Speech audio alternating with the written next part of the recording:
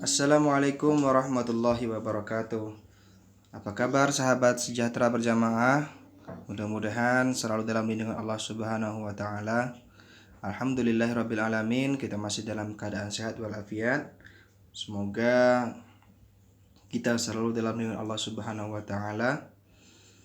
Tentunya salawat dan salam juga tak henti-hentinya selalu kita aturkan ke pangkuan beliau baginda Nabi besar Muhammad sallallahu alaihi wasallam. Mudah-mudahan syafaatnya nanti di yaumul qiyamah menolong kita melalui syafaatnya Nabi Muhammad SAW.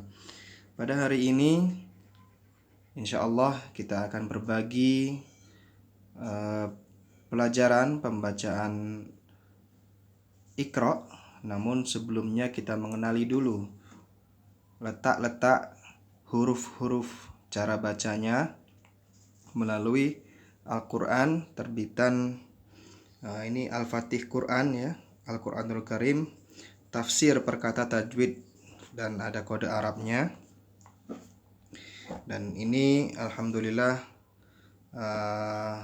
sangat banyak beredar. Jadi sahabat-sahabat sejahtera berjamaah apabila ingin membaca kitab suci Al-Quran, ini sangat rekomendasi sekali.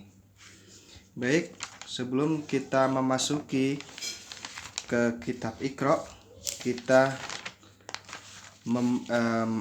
mengenali cara-cara bacanya, letak-letak hurufnya di mana-mana saja. Nah, ini. Baik, ini adalah makhrijul huruf ya. Jadi di sini kita bisa mengetahui di mana lidah kita berada nanti ketika membaca huruf-huruf yang sering kita baca, baik Iqra, kitab Iqra ataupun kitab suci Al-Quran. Baik, langsung saja. Bismillahirrahmanirrahim. Nah, di sini yang pertama, yang atas itu adalah huruf dzal, tha dan dho. Nah, jadi letaknya itu berada di sini, di atas langit-langit yang menempel di gigi atas. Jadi cara bacanya za, tha, lo. Nah, za, tha, lo. Seperti itu. Lidahnya agak sedikit digigit untuk pembacaan za, tha, dan zo. Lalu berikutnya yaitu adalah huruf dal, ta, to, yaitu letaknya berada di langit-langit mulut. Ini sangat jelas ya. Da, da, ta, to. Nah, jadi cara bacanya itu lidah kita letakkan di bawah sini, di bawah langit-langit, di atas langit, di sini ya, di bawah langit-langit. Jadi mengarahkan ke atas lidah kita. Selanjutnya yaitu huruf ba, fa, ma, wa. Ini berada di mulut, pangkal mulut bibir ya, pangkal bibir. Ba, fa, ma, wa. Jadi ini di depan. Sangat mudah, bukan saudara-saudaraku ya. Ba, fa, ma, wa. Selanjutnya yaitu adalah huruf ro. Ro, lam, nun ya. Huruf rof, lam, nun. Nah, ini letaknya di sini. Berada di tengah-tengah.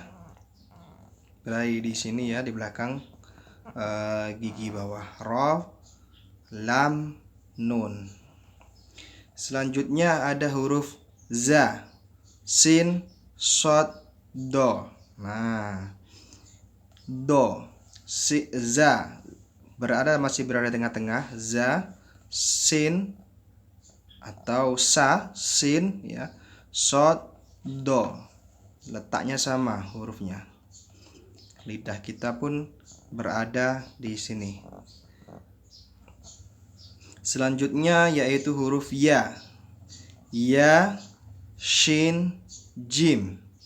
Ya, shin, jim. Itu berada di tengah-tengah. Seperti ini. Ya, shin, jim.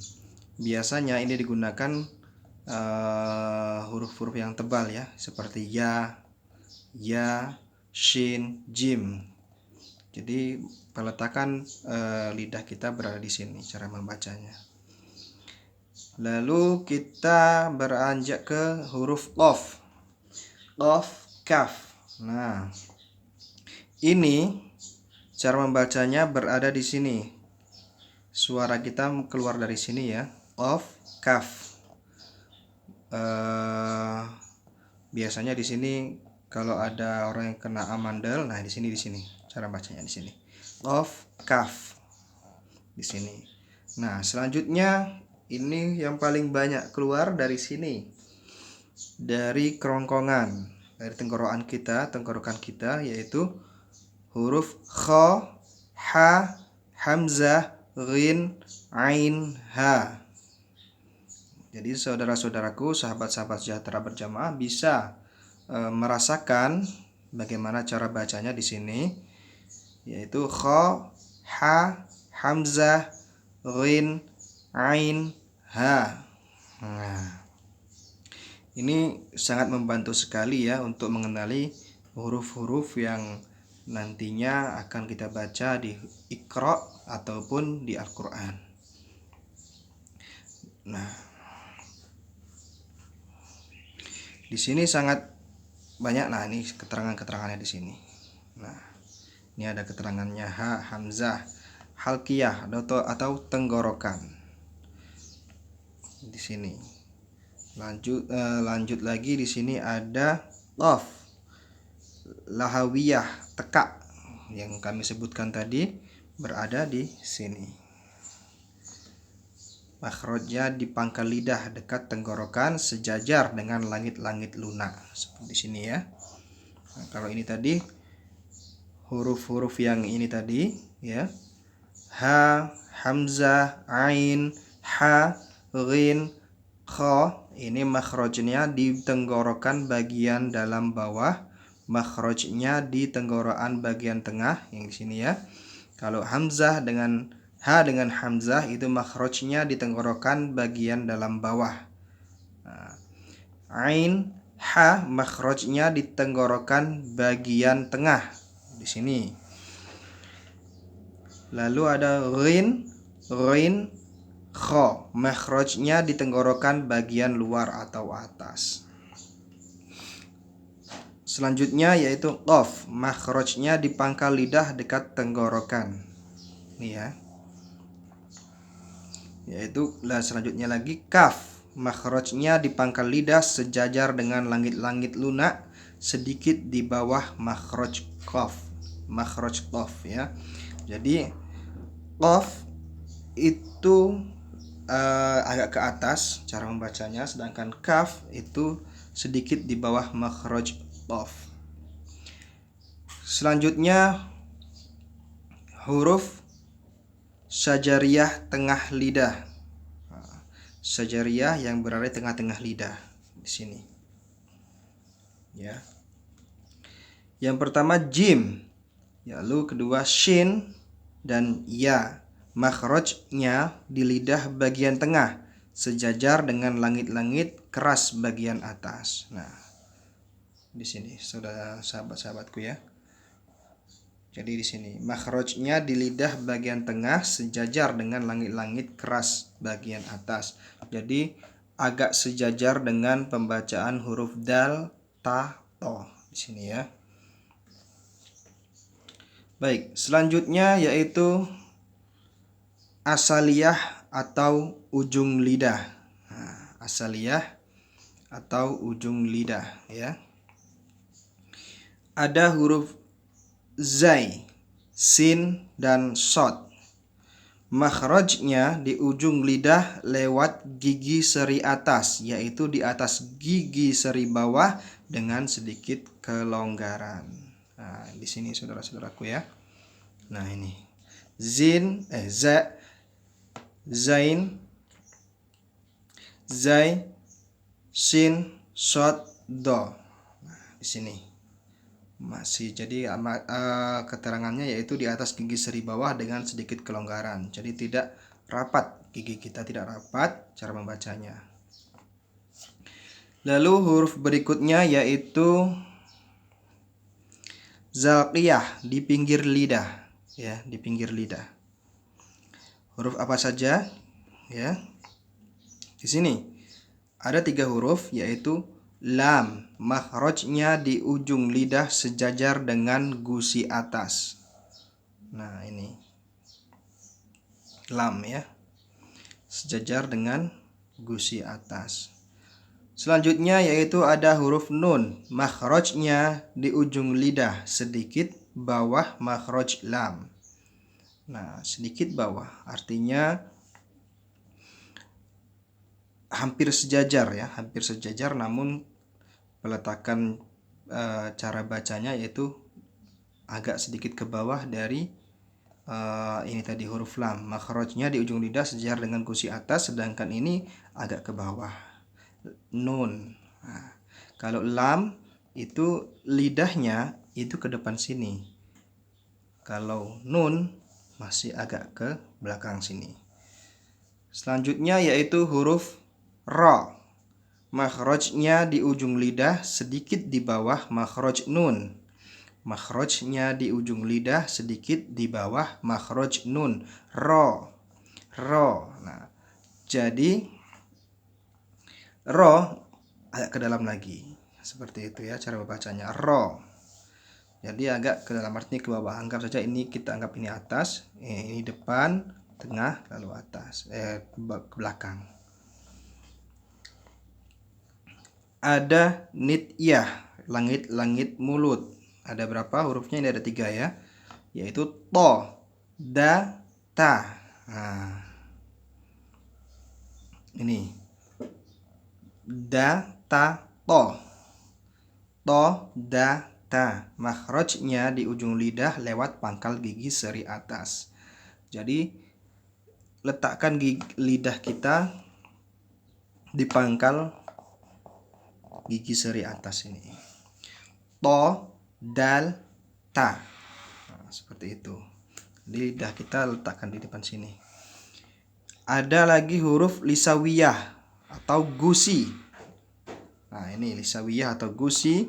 Itu peletakan cara bacanya gimana? Nah, ini ada huruf dho, ada huruf dzal, ada huruf tha. Makhrajnya dengan menempelkan ujung lidah di ujung gigi seri atas. Dho, ya. Ini dho, tha, dha. Dho, tha, dha. Ya.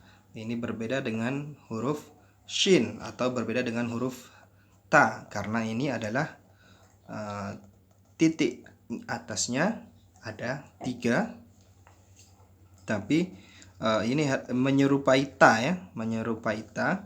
Cara bacanya pun lidahnya hampir sama, kita letakkan di atas, tapi kalau huruf tha itu kita bacanya di pangkal gigi seri atas.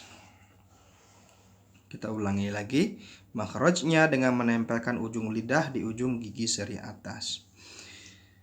Lalu berikutnya yaitu ada huruf syafawiyah atau bibir di pangkal ya, di depan. Huruf apa saja? Yaitu ba, waw, mim, fa. Makhrajnya di antara 2 bibir untuk huruf ba, waw, dan mim. Sedangkan huruf fa, makhrajnya di bagian dalam bibir bawah serta ujung gigi seri atas. Baik, nih seperti ini ya. Huruf ba, makhrajnya di antara 2 bibir. Ba, fa, ma, ba, fa, mim, waw. Di sini di antara 2 bibir. Sedangkan huruf ini maksud kami kalau huruf ba, mim, dan waw itu makhrajnya di antara 2 bibir. Sedangkan huruf fa itu makhrajnya di dalam bibir, di bawah serta ujung gigi seri atas. Di sini, dalam sini, fa. Kita buka sedikit mulut kita. Insya Allah sahabat-sahabat sejahtera berjamaah sudah memahami cara baca tentang huruf-huruf Iqra ataupun huruf-huruf kitab suci Al-Quran. Jadi kami hanya mengulangi saja, mudah-mudahan bermanfaat bagi sahabat-sahabat sejahtera berjamaah. Baik, selanjutnya kita akan ke Iqra ya. Iqra ini. Iqra ini adalah hampir semua rata-rata anak Indonesia yang Muslim, maksud kami, itu membaca kitab Iqra ya, sebelum kita membaca ke kitab suci Al-Quran. Dan ini Iqra ini sangat bermanfaat sekali bagi muslimin atau muslimat yang masih kecil ya, masih anak-anak, untuk belajar membaca Al-Quran. Namun sebelum beranjak ke Al-Quran, kita biasanya akan membaca kitab Iqra ini. Termasuk saya, dulunya saya juga membaca kitab Iqra ini. Di sini ada keterangan buku Iqra, cara cepat belajar membaca Al-Quran ya. Ini oleh Kiai Haji As'ad Humam, Balai Litbang LPTQ Nasional, Tim Tadarus AMM Yogyakarta. Nah, ini salah satu pahala jariah yang memang bisa berguna bagi muslim-muslim ya, untuk membaca kitab Iqra ini. Di sini ada 10 sifat Iqra, yaitu yang pertama itu bacaan langsung, CBSA, cara belajar santri aktif ya. Ada privat atau klasikal, ada modul, asistensi ya. Praktis, sistematis, variatif, komunikatif, dan fleksibel. Jadi kita belajarnya mudah di sini. Ini edisi tahun 2000, revisi tahun 2000, sudah ada revisi ya. Edisi revisi tahun 2000. Kalau saya waktu itu belajar tahun 9596 ya. Sini ada kata pengantarnya. Alhamdulillah karamat dan inayahnya tersusunlah buku Iqra secara cepat belajar membaca Al-Quran, yang terdiri dari 6 jilid, disusun secara praktis dan sistematis sehingga memudahkan bagi setiap orang yang belajar dan mengajarkan membaca Al-Quran dalam waktu yang relatif singkat. Jadi sangat membantu sekali. Dan sejak tahun 50-an, nah ini artinya sudah dari tahun 50-an ini. Sejak tahun 50-an, penyusun telah berkecimpung dalam pengajaran Al-Quran dengan menggunakan berbagai metode yang dalam kenyataannya ternyata belum sempurna. Atas dasar pengalaman yang cukup lama dan permintaan serta desakan dari berbagai pihak, maka berkat inayah Allah, kerja keras dan bantuan berbagai pihak, tersusunlah buku Iqra. Ya, begitu ya. Ini sedikit sejarahnya. Secara khusus penyusun menyampaikan penghargaan dan terima kasih yang sedalam-dalamnya atas saran, masukan, dan kritik kepada Ustadz Haji Dahlan Salim Zarkashi sebagai penyusun buku Qiraati, Bapak Haji Andi Lolotonang SH, Dirjen Bimas Islam dan Urusan Haji, Bapak Dr. Andes Haji Junaidi, Kabid Penais Kanwil Depak Daerah Istimewa Yogyakarta, Adinda Haji Jumanuddin Humam, Dr. Andes Haji Muhammad Budianto, Dr. Andes Haji Yusak Fathudin, Ustadz Humairi Ilyas, Haji Widodo SH, Ananda RWSB Maimanati SH, dan semua pihak yang dapat penyusun yang tidak dapat disebut satu persatu ya. Akhirnya penyusun tetap mengharapkan kritik dan saran demi kesempurnaan buku ini. Semoga Allah Subhanahu wa taala senantiasa meridhoi amal dan perjuangan kita. Amin ya rabbal alamin.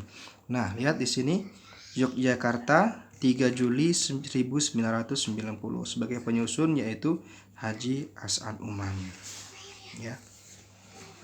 Nah, ini Balai Penelitian Pengembangan Sistem Pengajaran Baca Tulis Al-Quran. LPTQ Nasional Yogyakarta. Nah, ini di sini ya alamat nomor teleponnya di sini. Assalamualaikum warahmatullahi wabarakatuh. Alhamdulillah, kita panjatkan puji dan syukur kehadiratnya bahwa gerakan dakwah Al-Quran yang kita mulai sejak tahun 1984, Masya Allah sudah lama ya, telah menunjukkan hasil yang amat menggembirakan. Ribuan bahkan jutaan umat Islam telah dapat diselamatkan dari buta huruf Al-Quran. Alhamdulillah. Hal ini terutama karena adanya metode praktis belajar membaca Al-Quran atau Iqra yang dilengkapi dengan manajemen TKA TPA yang sistematis. Alhamdulillah, kalau di tempat kami itu TPA-nya masih di masjid ya, di Masjid An-Nur min Sayyidina di Surya Akbar 7, Sukarami, Kelurahan Talang Jambi, Kecamatan Sukarami, Kota Palembang, Sumatera Selatan. Alhamdulillah, fasilitas untuk saat ini lumayan memadai ya. Jadi pengenalannya pakai pengenalan hurufnya, bacaannya pakai Iqra ini. Untuk itu kami sampaikan terima kasih dan penghargaan yang setinggi-tingginya kepada semua pihak yang telah bersama-sama mencurahkan waktu, tenaga, pikiran dan dana bagi suksesnya gerakan dakwah Al-Quran ini. Semoga Allah Subhanahu wa taala memberikan pahala yang berlipat ganda kepada kita semua.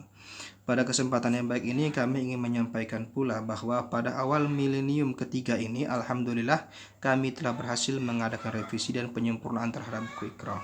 Mudah-mudahan akan semakin memberikan semangat kepada kita semua dalam mensukseskan gerakan dakwah Al-Quran. Di samping itu mudah-mudahan dapat meminimalisasi beredarnya buku-buku Iqra bajakan yang sangat merugikan semua pihak. Akhirnya kepada Allah kita bertawakal dan kepadanya kita mohon pertolongan. Nasrun minallah wa fathun qarib. Wassalamualaikum warahmatullahi wabarakatuh. Nah, ini Yogyakarta 1 Januari 2000, Balai Litbang LPTQ Nasional, tim Tadarus AMM Yogyakarta dengan Haji Widodo Esa sebagai ketuanya ya. Haji Widodo Esa sebagai ketuanya. Alhamdulillah sangat bermanfaat sekali. Nah, ini ada ciri-cirinya ya. Ciri-ciri Iqra edisi revisi tahun 2000. Beberapa bagian bentuk aksesoris atau tulisan pada sampul depan seperti timbul, shot dan bingkai semua halaman baru. Beberapa kalimat atau lafaz diganti atau dibetulkan terutama pada jilid 5 dan 6. Jadi ini sudah revisi tahun 2000 ya. Karena ini sudah sangat lama sekali. Sudah berapa generasi. Mungkin dari nenek kita, dari kakek kita, orang tua kita sampai ke kita, lalu kita punya anak, kita masih membaca Iqra ini. Kita mulai pakai Iqra ini. Masih banyak jenisnya ya Iqra ini. Namun yang kami baca yang ini. Semuanya sama untuk mengajarkan kita untuk memudahkan pembacaan ayat suci Al-Quran nantinya. Seperti ini seperti kitab wajib ya sebelum kita beranjak ke kitab suci Al-Quran, karena ini memang sangat membantu bagi teman-teman, sahabat-sahabat, anak-anak kita ya untuk belajar membaca Al-Quran. Mungkin ada sahabat-sahabat juga yang belum bisa membaca Al-Quran, bacalah Iqra dulu. Ini sebagai pengenalan karena hurufnya terpisah untuk jilid 1 ya, jilid 2. Baik, selanjutnya yaitu petunjuk mengajar jilid 1 ya, CBSA, cara belajar santri aktif. Guru sebagai penyimak saja, jangan sampai menuntun kecuali hanya memberikan contoh pokok pelajaran. Jadi kita hanya di sini diberi contoh, diberi tugas hanya menyimak saja ya. Kalau sebagai guru, sebagai ustadz, jangan sampai menuntun kecuali hanya memberikan contoh pokok pelajaran. B yaitu privat, penyimakan secara seorang demi seorang. Catatan, bila klasikal santri dikelompokkan berdasarkan persamaan kemampuan atau jilid, guru menerangkan pokok-pokok pelajaran secara klasikal dengan menggunakan peraga, dan secara acak santri dimohon membaca bahan latihan. C. Asistensi, santri yang lebih tinggi jilidnya dapat membantu menyimak santri lain. Nah, begitu ya. Jadi ini sangat mudah sekali kalau ada anak didik kita yang Iqra sudah Iqra 5, Iqra 6, boleh kita percayakan kepada mereka untuk menyimak atau mengajari anak-anak atau adik-adik kita, saudara-saudara kita yang masih Iqra 1. 2. Mengenai judul-judul, guru langsung memberi contoh bacaannya, jadi tidak perlu banyak komentar. Jangan banyak komentar ya. Di sini tidak boleh banyak komentar. Tapi kalau misal untuk memberikan penjelasan hurufnya apa saja itu boleh. Sekali huruf dibaca betul tidak boleh atau jangan diulang lagi. Jika sudah benar, sudah pembacaannya, itu boleh diulang atau tidak, boleh.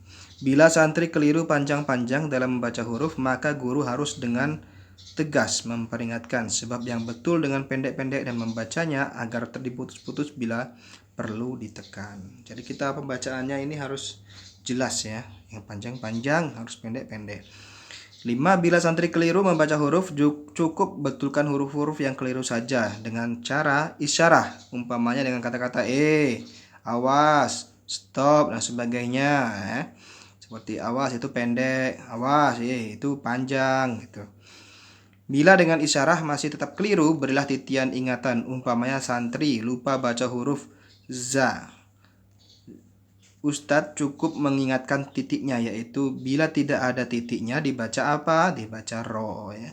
Dan seterusnya. Bila masih tetap lupa, barulah ditunjukkan baca yang sebenarnya. Jadi kita jangan langsung jangan langsung memberitahu kalau huruf itu adalah huruf za atau zai. Pelajaran 1 ini berisi pengenalan huruf berfathah. Maka sebelum dikuasai benar, jangan naik ke jilid berikutnya. Sedangkan bila kemampuan maksimal tetap belum fasih, maka sementara boleh. Jadi kita jangan terburu-buru dulu ya. Nah ini seperti ini huruf sya lebih diarahkan ke bunyi sya daripada keliru sa ya. Lebih kita arahkan ya sya.